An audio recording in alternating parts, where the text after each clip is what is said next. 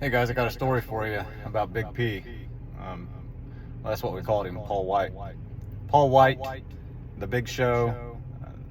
He was known as the Big Show in WWE. He's back to his real name, Paul White, in AEW wrestling. About to adopt his old gimmick from the Waterboy movie, Captain Insano. Well, I knew Big P, Paul, back in high school. We kind of ran around the same group, so we didn't hang out one-on-one a lot, but I could expect to see him at parties and gatherings, sporting events, and so forth.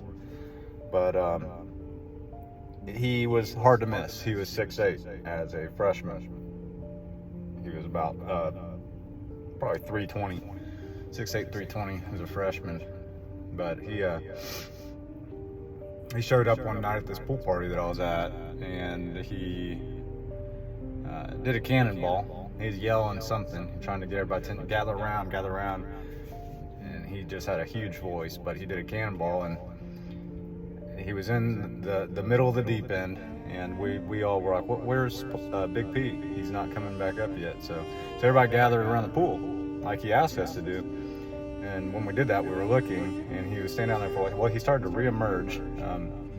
And his back was, he was arched. He was arched, and his crotch was like directly pointing upwards. Like he was arched up and floating, reemerging to the surface of the water. And what looked like came out first was something like a Walmart plastic bag, but it was like an orangey beige color. It was scary. Well, it floated up, and it looked like it had a couple coconuts in it. It was covered in hair everywhere.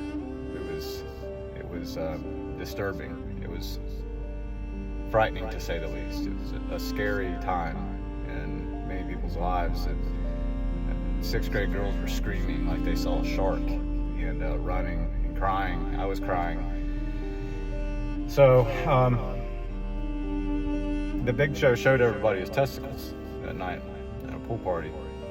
He thought it was really funny, and he was laughing so hard until the cops showed up and they arrested him and they took him to jail.